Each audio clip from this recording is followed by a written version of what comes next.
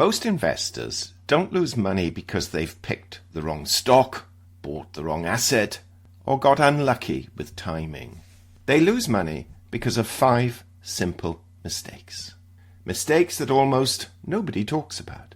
And the frustrating part is, most people are making at least 2 or 3 of them right now without even realizing it. I've been covering markets for over 40 years. Stocks, commodities, gold, silver, all of it. And these patterns show up constantly. Doesn't matter if you're a beginner or someone who's been investing for decades. So stick around, because by the end of this video, you'll know exactly what to watch out for, and more importantly, what to do instead. Welcome to the 2% Brief. If you find this type of video and analysis useful, please like and subscribe to the channel. Just as importantly, if you know someone who can benefit from this sort of information and guidance, please share this with them via social media. And if you really want the in-depth analysis beyond what we will cover here, join us at the 2% Brief on Substack. Links in the description and comments section below. So let's get into it. Mistake number 1. Investing without a clear thesis. Now this one catches people out more than almost anything else. You buy something, maybe a stock, maybe gold, maybe silver, and when someone asks you why you bought it, the honest answer is, seemed like a good idea, or I read something online, or everyone was talking about it. That's not a thesis. That's hope. A thesis is a specific, reasoned belief about why an asset should go up in value, over what time frame, and under what conditions. It's your answer to the question, what has to be true for this investment to work? Now, why does this matter? Well, because without a thesis, you have no idea when to sell. If you don't know why you bought something, you won't know whether to hold when it drops, or whether that drop is telling you something important. And here's a simple fix. Before you put money into anything, write down 3 sentences. What you're buying, why you think it'll go up, and what would change your mind. That's it. 3 sentences. Sounds basic, but most investors never do it. And it makes a massive difference. Mistake number 2. Letting emotions drive decisions. Now this is the big one. And I know everyone says don't invest emotionally. But let's actually talk about what that looks like in practice, because it's more subtle than people realize. Emotional investing isn't just panic selling when a market crashes.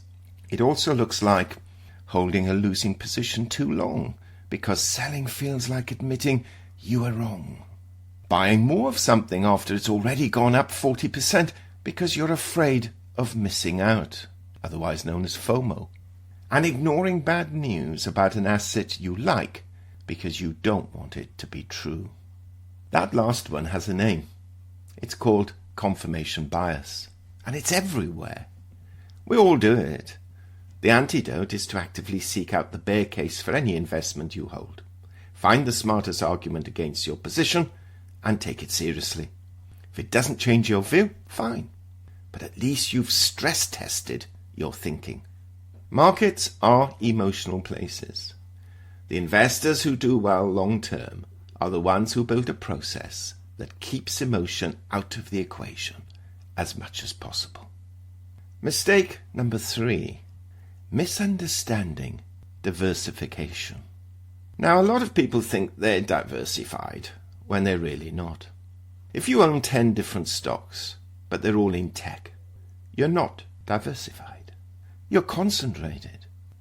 If everything in your portfolio goes up and down together, that's not a safety net. That's just more of the same risk spread across more tickers. True diversification means owning assets that behave differently from each other. Stocks, bonds, commodities, cash, real assets like gold or silver, these don't all move in the same direction at the same time. That's the point. Now, and this is important, Diversification isn't about owning a little bit of everything. It's about understanding the correlation between your assets. You want things that zig when others zag. That's what actually protects you when markets get rough.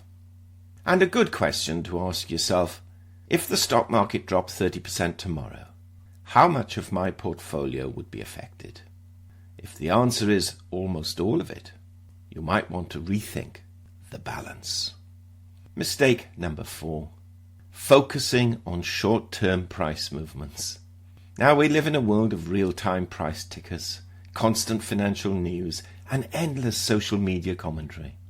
And it creates a really destructive habit, obsessing over what an asset did today instead of thinking about what it's likely to do over the next 3 to 5 years. Short-term price moves are mostly noise. I know that's hard to believe when you're watching something you own fall 8% in a day, but for long-term investors, that kind of volatility is almost irrelevant. The investors who consistently outperform are the ones who identify a solid thesis, like we talked about in Mistake 1, and then have the patience to let it play out.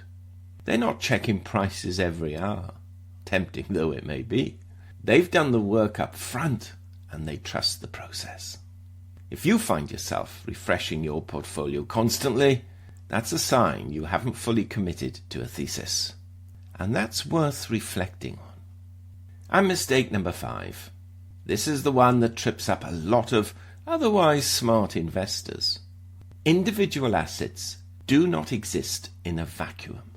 They're influenced by interest rates, inflation, currency movements, geopolitical events, central bank policy.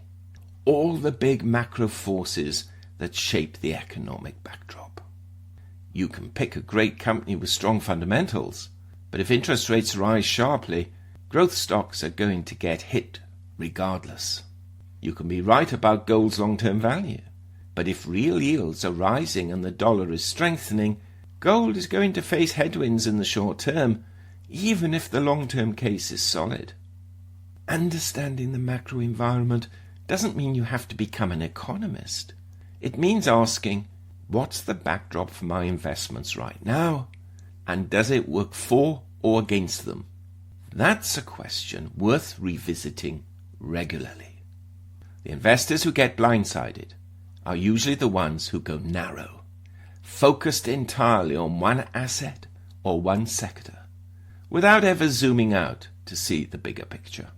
So to recap, the 5 mistakes. 1. Investing without a clear thesis. 2.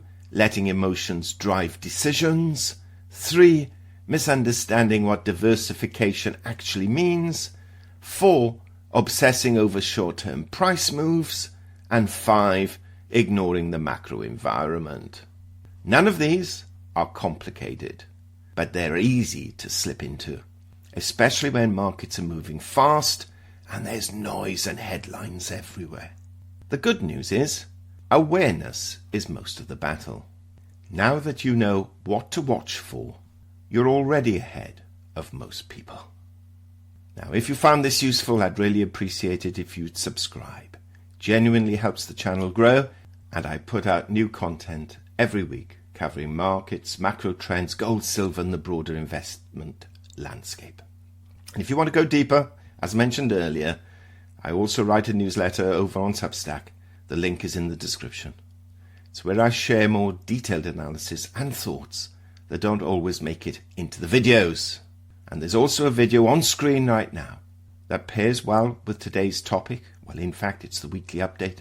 And I'd recommend watching that next. Thank you for watching. I'll see you soon.